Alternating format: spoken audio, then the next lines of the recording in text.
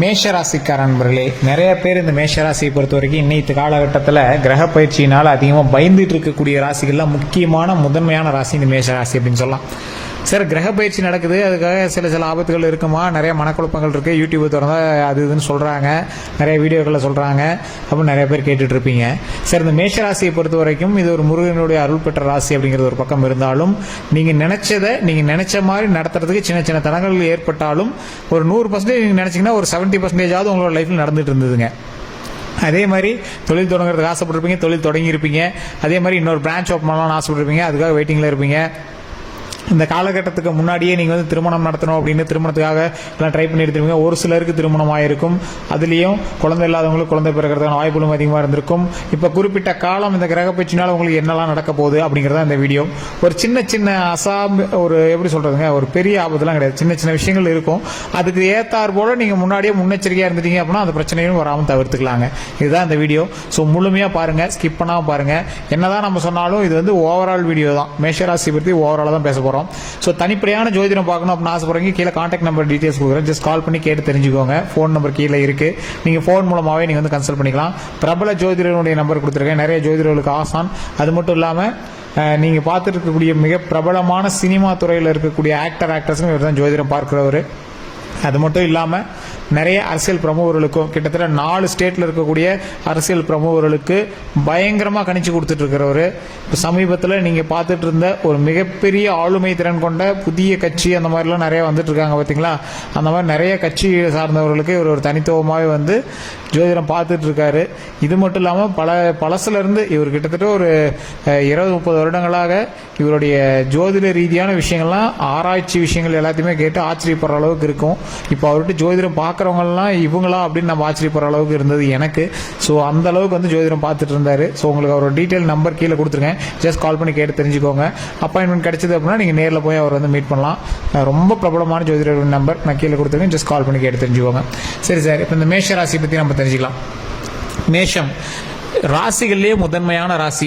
இருக்கிறதுலே கடவுளுடைய கணிப்பில் ஒரு விஷயத்தை செஞ்சு கொடுக்கலாம் அப்படின்னு செய்யும் போது, ஒரு மனுஷனை உருவாக்கலாம் அப்படின்னு நினைக்கும் போது, ஒரு ஆசையாக ஒரு விஷயத்தை செய்யும் போது எப்படி செய்வோம், எவ்வளோ என்னென்னலாம் அதில் போட்டு செய்வோம். அந்த மாதிரி எல்லா நன்மைகளும் கொடுக்கணும் அப்படிங்கிறத உருவாக்கப்பட்டவர்கள் தான் இந்த மேஷராசினர். கட்டத்தின் வழியாக முதன்மையான ராசி மேஷராசி. சரி சார், அதெல்லாம் ஏதோ இருந்துட்டு போகுதுங்க. கடந்த காலத்தில் ஓரளவுக்கு, அதாவது ஃபுல் சாட்டிஸ்ஃபையாக இல்லை அப்படின்னாலும் ஓரளவுக்கு சாட்டிஸ்ஃபையான லைஃப் வந்து வாழ்ந்துட்டு இருந்தோம். ஏண்டா வாழ்க்கை வாழ்கிறோம் அப்படிங்கிற அளவுக்குலாம் இருந்தது காலங்கள்லாம் இருந்ததுங்க. இப்போ லைட்டாக கொஞ்சம் மிதப்பாப்பது இருந்ததுங்க. இனி வரக்கூடிய காலகட்டத்தில் எப்படி இருக்கும் அப்படிங்கிறத உங்களுடைய கேள்வியாக இருக்க போது. இந்த காலகட்டத்தில் இருக்கக்கூடிய இந்த மேஷராசிக்காரர்களுக்கு வரக்கூடிய காலங்களானது மிக மேன்மையான காலம் அப்படின்னு சொல்லலாம். அந்த காலத்தின் நடுவில் சின்ன ஜெர்க்கை ஏற்ற இறக்கங்கள் கண்டிப்பாக உங்களுக்கு இருக்கத்தான் செய்யுது. அந்த ஏற்ற இறக்கங்கள்லாம் நீங்கள் தாண்டி வந்தீங்க அப்படின்னா மிகப்பெரிய நன்மைகளும் உங்களுக்கு இருக்கத்தாங்க செய்யுது. சரி சார், என்ன ஏற்ற இறக்கம், எந்த விஷயத்தில் ஜாக்கிரதையாக இருக்கணும் சார்? இந்த மேஷராசியை பொறுத்த வரைக்கும் உங்களுடைய சின்னதுலேருந்தே வந்துடலாமே, கல்வி சம்மந்தப்பட்டமான விஷயங்களை நீங்கள் கவலையே பட தேவையில்லை. குழந்தைகளோட கல்வி சம்மந்தப்பட்ட விஷயத்துக்கு நீங்கள் கவலைப்பட வேண்டாம். அது ரெகுலராக எப்பயும் போல தான் இருக்கும், ஒரு ப்ராப்ளம் கிடையாது. அப்படி ஏதாவது உங்களுக்கு சின்ன விஷயங்கள் தெரிஞ்சது அப்படின்னா நீங்கள் அதற்கு தகுந்தாற் போல தான் நீங்கள் செயல் பண்ணுவே தவிர ஜோதிடத்தை பார்த்து அதை வந்து நீங்கள் குழப்பிக்க கூடாது. அது ஒன்று. இன்னொன்று டிஸ்க்ளைமராகவே சொல்லக்கூடிய ஒரு முக்கியமான விஷயம், உடல் ரீதியாக எந்த ஒரு விஷயங்கள் இருந்தாலும் உடனே டாக்டரை பார்க்கணும். ஜோதிடத்தை நம்பிட்டு அதில் சரியாயிருன்னு சொன்னாங்க, அதெல்லாம் சும்மான்னு சொன்னாங்கலாம் உட்காந்துட்டு இருக்கக்கூடாதுங்க. உடல் ரீதியான விஷயங்கள் எதுவாக இருந்தாலும் ஜாதகத்தை ஃபஸ்ட்டு பார்த்துக்கோங்க. சரி சார், இது ரெண்டு வந்து டிஸ்க்ளைமராகவே சொல்லியாச்சு. இப்போ மேஷராசிக்காரர்களுக்கு எந்த விஷயம் நல்லா இருக்குது, எந்த விஷயம் ஓரளவுக்கு இருக்குது. மேஷராசிக்காரர்கள் பிறப்பிலேயே மற்றவர்களுக்கு நன்மை செய்யணும் அப்படின்னு ஆற்றல் மிகுந்த ராசிக்காரர்கள். என்ன பண்ணாலும் சேவை செய்யக்கூடிய ஒரு தொழிலே இருக்கக்கூடியவங்க இந்த மேஷராசிக்காரர்கள். ஏதோ ஒரு விஷயத்தில் மக்களுக்கு சேவை செய்யக்கூடிய ஒரு வகையராக இருக்கக்கூடிய ஒரு தொழிலில் இருப்பாங்க. அந்த தொழில்னால லாபமா நஷ்டமா எதுவும் பார்க்க மாட்டாங்க. அவங்களுக்கு நம்மளுக்கு ஹெல்ப் பண்ணாங்க, அவங்களுக்கு நம்ம ஏதோ ஒரு ஹெல்ப் பண்ணணும், இந்த மாதிரி ஒரு விஷயத்துக்காகவே வந்து வாழ்ந்துட்டு இருக்கக்கூடியவர்கள் இந்த மேஷராசிக்காரர்கள். குடும்பத்திற்காக அயராது உழைப்பவர்கள். குடும்பத்தில் இருக்கிறவங்கள எந்த ஒரு விதத்தில் எங்களை வந்து டிசப்பாயின்ட் பண்ணக்கூடாது அப்படின்னே வாழ்ந்துட்டு இருக்கிறவங்க. குடும்பத்தில் இருக்கக்கூடிய ஒவ்வொருவருக்காகவும் உழைத்து என்னதான் எங்களுக்கு உழைச்சாலும் எங்கள் அப்பா அம்மா வந்து இவங்கெல்லாம் ஒன்றும் பெருசாக இல்லைப்பா, அவனு தான் பண்ணான். ஒரு அண்ணன் தம்பி இருக்காங்க அப்படின்னா நீங்கள் தம்பியோ இல்லை அண்ணனோ மேஷராசிக்காரர்கள் இருக்கீங்க அப்படின்னா இல்லை அவனு தான் பண்ணான் இவனு தான் பண்ணான் அப்படின்னு உங்களை வந்து தராசில் எடை போடுற அளவுக்கு தான் உங்களுடைய பாசத்தை வந்து அவங்க கால்குலேட் பண்ணுவாங்க. ஆனால் உங்களுக்கு தான் தெரியும் நீங்கள் ஃபேமிலிக்கு எவ்வளோ நீங்கள் செஞ்சீங்க அப்படின்னு.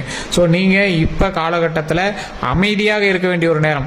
எதில் அமைதியாக இருக்கணும்? சண்டை சச்சரவுகளில் ரொம்ப அமைதியாக இருக்கணும். குடும்ப ரீதியான பிரச்சனைகளில் கொஞ்சம் அமைதியாகவே இருக்கணும்.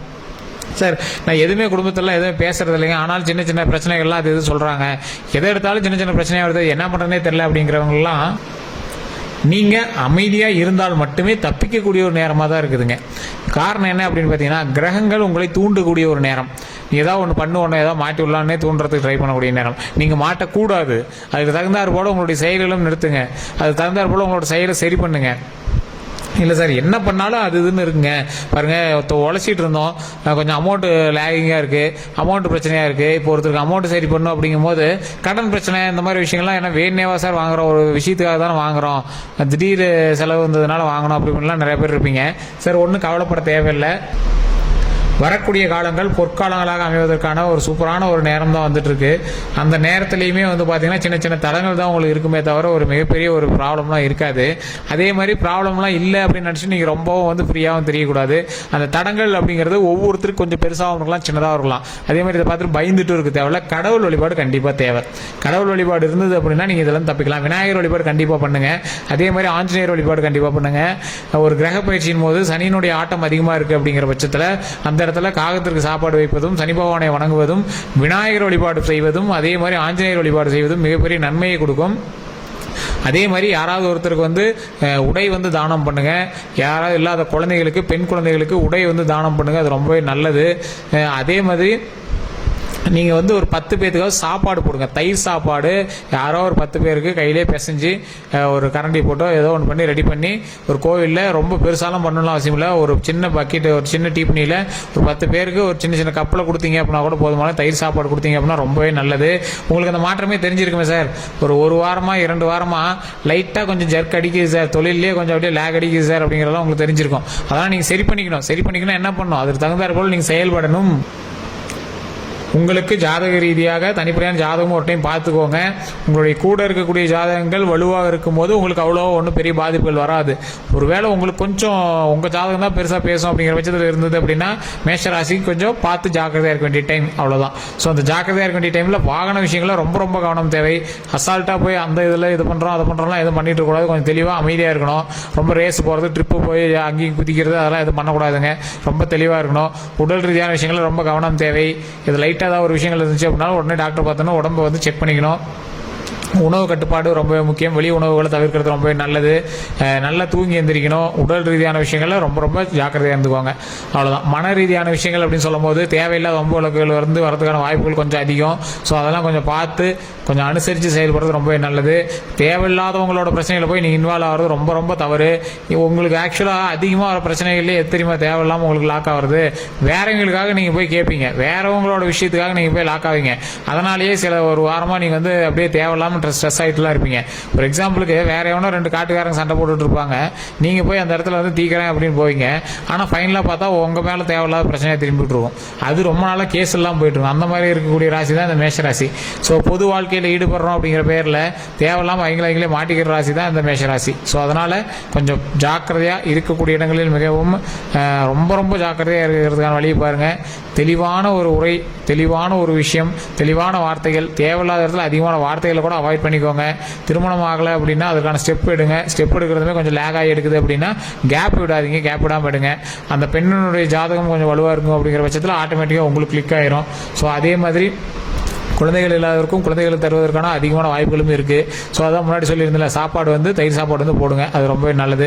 ஓம் விநாயகரே போற்று, ஓம் விநாயகரே போற்று, ஓம் விநாயகரே போற்று அப்படின்னு 3 டைம் மறக்காம கமெண்ட் செக்ஷனில் பதிவிட்டு ஃப்ரீ டைமில் வீட்டில் இருக்கும்போது சொல்லுங்கள். ரொம்ப ரொம்ப நன்மை தரும். குலதெய்வ வழிபாடு கண்டிப்பாக தேவை. ஸோ இந்த விஷயங்கள் பண்ணிங்க அப்படின்னாவே போதுமானது.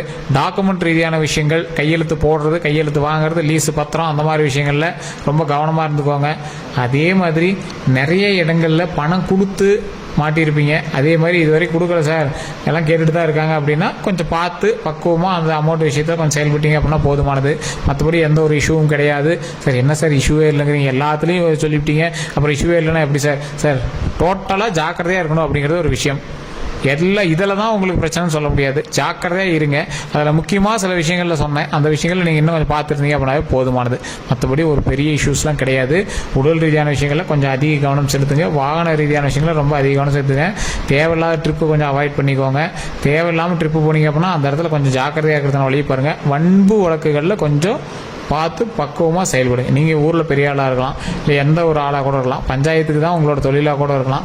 இந்த மாதிரி நேரத்தில் கொஞ்சம் அனுசரித்து சரி பார்த்து 2 தரப்பினருக்கும் நடுவாப்பில் அமைதியாக போகிறது ரொம்பவே சிறப்பு. தேவையில்லாமல் நீங்கள் போய் நாட்டாமல் பண்ணுறது தேவையில்லாத வேலை அப்படிங்கிறதான் சொல்லும். ஸோ அதனால் கொஞ்சம் பார்த்து இது பண்ணிங்க அப்படின்னா ரொம்பவே நல்லது. வேறு ஏதாவது கருத்துக்கள் இருக்குது அப்படிங்கிற பட்சத்தில் மறக்காம கமெண்ட்ஸில் பதிவுங்க. இந்த வீடியோ பிடிச்சா லைக் பண்ணிக்கோங்க, ஷேர் பண்ணுங்கள். அதேமாதிரி ஃபேஸ்புக்கில் பார்த்துருக்கீங்க அப்படின்னா ஃபாலோ பண்ணிக்கோங்க.